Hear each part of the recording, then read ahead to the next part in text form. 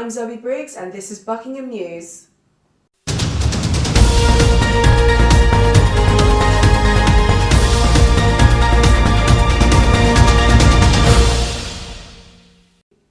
Fire crews were called last Thursday night after a fire broke out in a house on Gorcourt Road. The fire spread to a further 2 houses and left a woman in hospital. Sherwayne Tan has this exclusive report.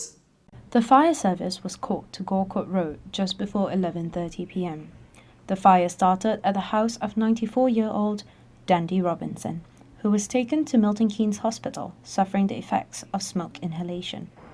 Firefighters used a main jet, 4 hose reels, a turntable ladder, and 6 sets of breathing apparatus. Crews from Buckingham and surrounding counties came to the rescue. Where the fire started, that's 100% burnout right the way through, 100% destroyed. The second property, there is 100% damage to the roof and first floor, and water damage to the ground floor. And the third property is damage to the roof and the first floor, approximately 20 to 25%. The fire is believed to have started in the kitchen, where it quickly spread to engulf the whole house. Dandy is a very independent lady, but I think she's been inundated with offers of whatever help she needs. We're a pretty tight community around here, and we will do anything that she needs, if she needs help. The council believes that houses will have to be pulled down.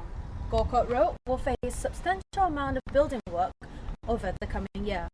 This is Sherwayne Tan reporting for Buckingham News. The ducks have arrived and they're ready to make a splash as Buckingham's duck race is back and bigger than ever.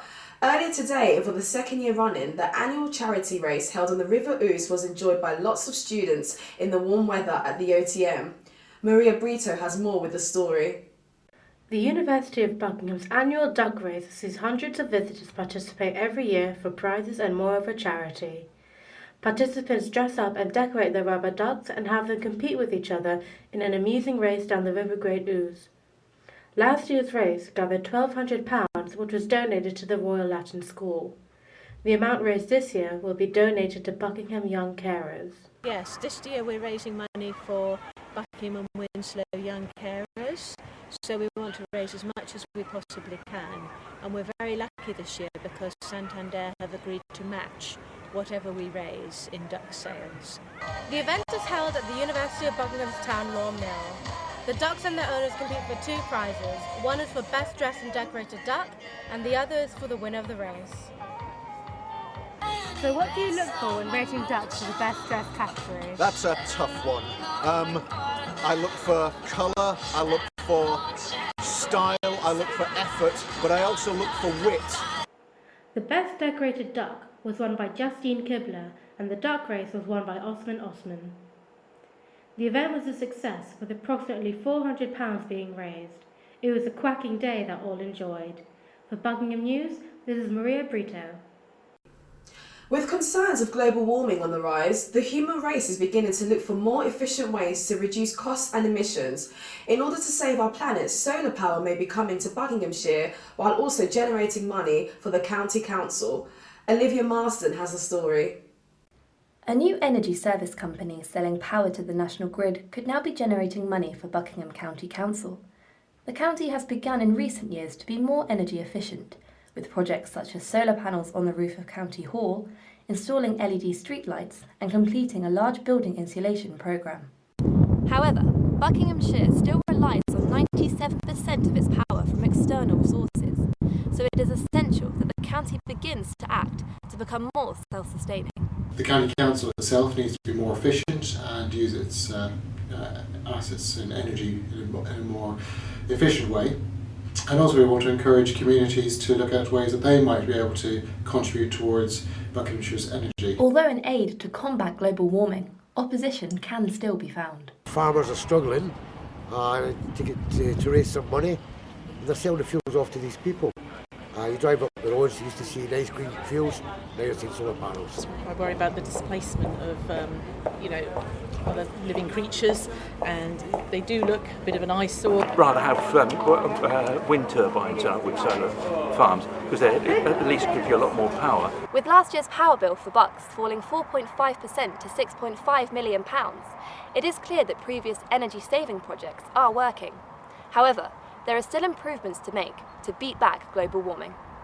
This is Olivia Marsden reporting for Buckingham News. In other news, plans for Buckingham to have a Domino's pizza restaurant in the place of the Willen Hospice charity shop could be sliced after the Town Council's opposition. The proposal was rejected by the Town Council on several grounds, including close proximity to a zebra crossing, the site being on a narrow bend, the lack of parking and the potential to attract late-night antisocial behaviour. The planning application is currently pending consideration by the AVDC. The opening of a brand new school in Buckingham has been delayed because utility services won't be ready for September. The 210-place primary school is for the new Lace Hill development and also includes a nursery, but the 40 children due to start there will have to go elsewhere for the start of their new term. The trust behind the school has found places in nearby schools until after autumn half-term. Last Saturday, the University of Buckingham Amnesty Society held a fundraising event at the OTM. It was the Amnesty set to the theme of Alice in Wonderland. As Lewis Carroll wrote, "It's always tea time," and that was the case at the OTM, as cakes and tea were available to enjoy.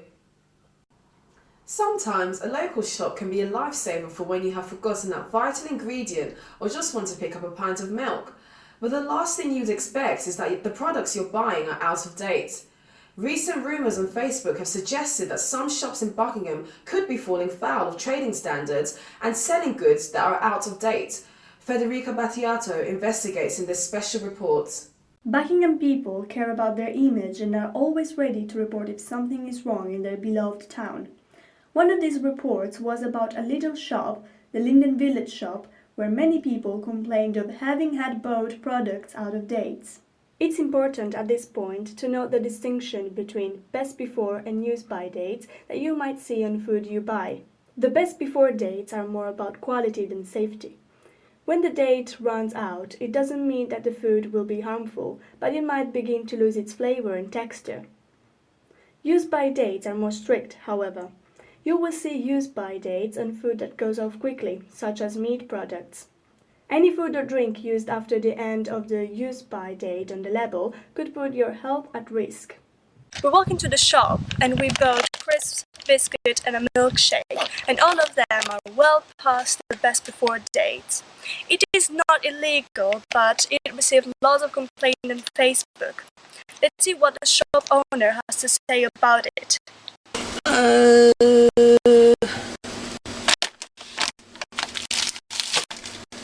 It is not illegal, you are right, but it is wrong. It is not good. I keep trying my best. If something like that, what I do, I keep it here and I reduce the price. If someone wants likely some of the stuff, I keep it here and I reduce the price. And on don't price, I do it selling. Yeah, the thing is and that if someone likes, someone wants, it's okay.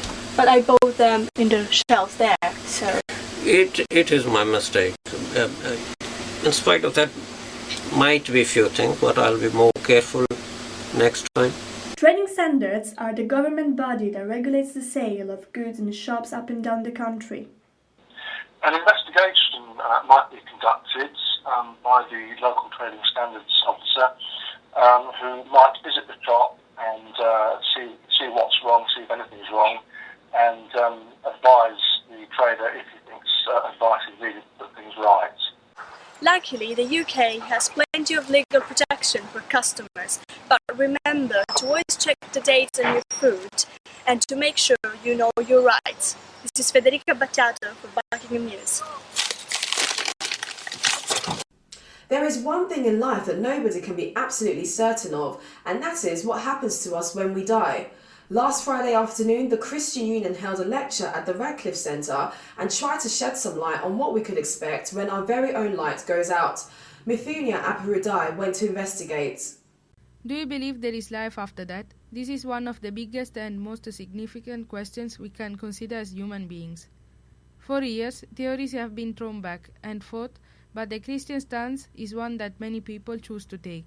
Liz Willis from Oxford and Bucks Christian Unions offered their ideas on what happens to us after our lives on earth come to an end. Is it just this boring kind of Philadelphia advert, floaty existence in the sky where we sit on clouds and play harps? You know, I don't want that to be true. That doesn't sound interesting.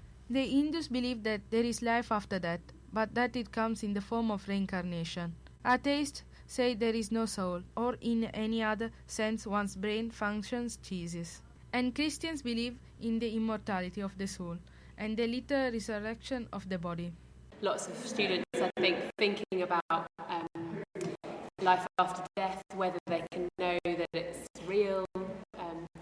In 2014, the Telegraph newspaper did a survey of its readers that revealed almost 60% believed in some form of life after that. What do the students' university think? From what I read in my Bible, I believe that after we die, we get to go to heaven. I believe there is indeed life after death. I do believe in life after death. Yes, I do believe that there is life after death. The lecture concluded that because Jesus believed in life after death, we can too. His compelling character, constant compassion, and absolute truthfulness recalled in the Bible is reason enough for the Christian Union to have faith in life after death. This is Mithunya Apurudai, Buckingham News. And now, over to sports with Dolly Akitoye. Thank you, Zoe. The University of Buckingham's football team played their pre-season match against Winslow's Football Club on Friday. The match ends the anticipated build-up towards the new season. Tyler Koch has the match report. Buckingham Football Club and Winslow United kicked off the pre-season match with enthusiasm. Clashing after weeks of training for the season, all their expectation was let out for this game.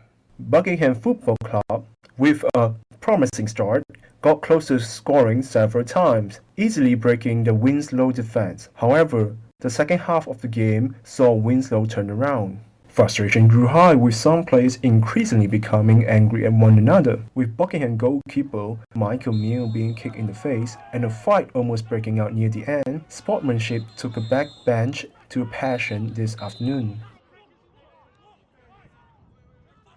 While the game ended with a draw at 0-0, both teams proved themselves to be equally matched in terms of skill and determination. It was a good game, first of all. It was our second friendly, our second pre-season game. It was a draw.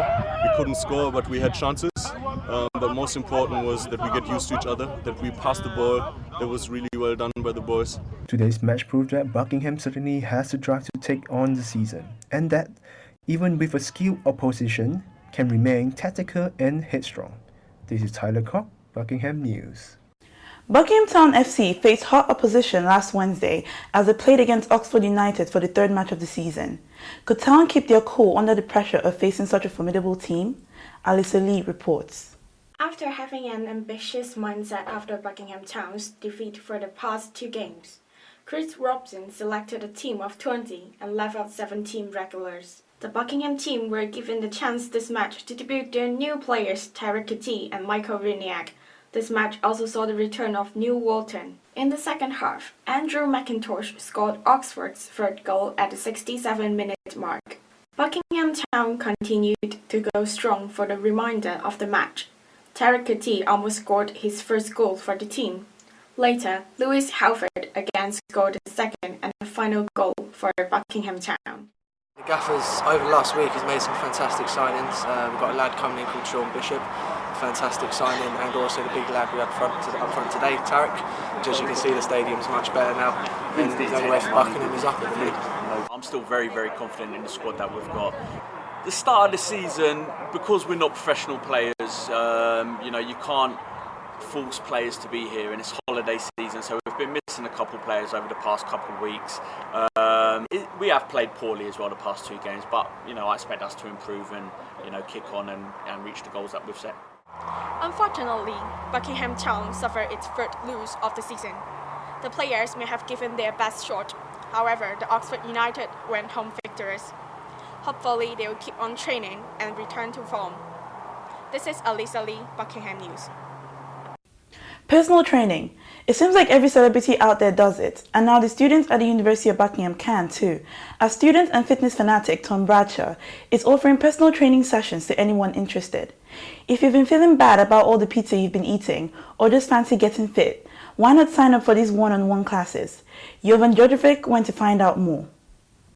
The classes being held at the OTM will include fitness training sessions one-to-one with Tom, and he will offer advice about nutrition plans and healthy eating to suit your needs and goals. It's a really good way of promoting a healthy lifestyle. Being able to use it, being a member of the student population is really good. Getting involved with people I've met and helping to actually improve their lives in a positive way. Also believe being healthy and active massively improves how you can think, so it should actually help them in the long run. Historically, I've trained for about 9 years, and through that process I've read numerous articles, published papers, before I decided to get qualified. In addition to this, there will be online training workouts available for you to do at home. Having the skills to make things specific to a person is where the value comes, instead of just following a generic plan. So if you're looking to pump some iron and make some gains, sign up to Tom Bradshaw's personal training sessions. This is Jovan Djordjevic reporting for Buckingham News. And now, back to the studio. Every year, thousands of animals are abandoned or placed in kennels dependent on charities and the goodwill of the public. International Homeless Animals Day aims to educate people about pet abandonment, feral animals, and the benefits of neutering domestic animals. We sent our most loving journalist, Lisa Collins, down to cuddle some puppies. Animal protection organisations and concerned individuals from around the world come together on the third Saturday of August each year to raise awareness about the pet overpopulation epidemic. However, when homes can't be found for these innocent animals, shelters have no choice but to kill them. International Homeless Animal Day sets about to find new solutions for these problems. We try and educate people so that they don't necessarily have to bring their animal into us, and also give advice over the phone that might help people that are thinking of rehoming but then realise perhaps they don't need to. And people are unfortunately breeding animals for money, so dog breeding makes money, and people just aren't taking responsibility of their animals, such as cats, and allowing them to have constant litters. Activities often include adopt-a-thons, spray and neuter clinics, microchip clinics, blessings of the animals, and heartfelt speeches. But does Buckingham have a homeless pet problem? Some cats running about sometimes, and they're a bit freaky. I've seen a few roaming around Buckingham without collars. No, I haven't noticed any problem with animals in this area. By coming together on International Homeless Animal Day, you can let the world know we will not tolerate the senseless killing that takes place. This has been Lisa Collins, touring around for Buckingham News. Last Sunday, the world celebrated Rum Day, paying homage to one of the world's most consumed alcoholic drinks. We sent Noni Okoye and Adidion Frank to toast to one of the Caribbean's finest exports. From the daiquiri to the mojitos, rum has a prize of place in some of our most favorite drinks. However, today we will be making a simple but delicious rum cake. You will need 1 box of basic box cake mix, 1 packet instant vanilla custard, rum, 50 grams of butter, and 120 grams of sugar. Preheat oven to 170 degrees Celsius. Grease and flour a cake pan. In a mixing bowl, combine all cake ingredients and mix until the batter is smooth. Pour the batter into the prepared pan. Bake for 45 minutes. Remove from oven and allow cooling. Melt the butter in a saucepan. Whisk in the water and sugar. Slowly bring the sugar mix to a light boil and cook for 5 minutes, constantly stirring. Remove the sugar mix from the heat and stir in the rum. Allow the glaze to slightly cool before glazing the cake. Drizzle and smooth some of the glaze over the top and sides of the cake. Allow the cake to absorb the glaze and then repeat until the glaze is gone. Your rum cake is ready to serve. And there you have it, a delicious boozy rum cake to celebrate the most venerated of drinks. Nanya Cray from Buckingham News. Thank you for watching Buckingham News. We'll see you next week.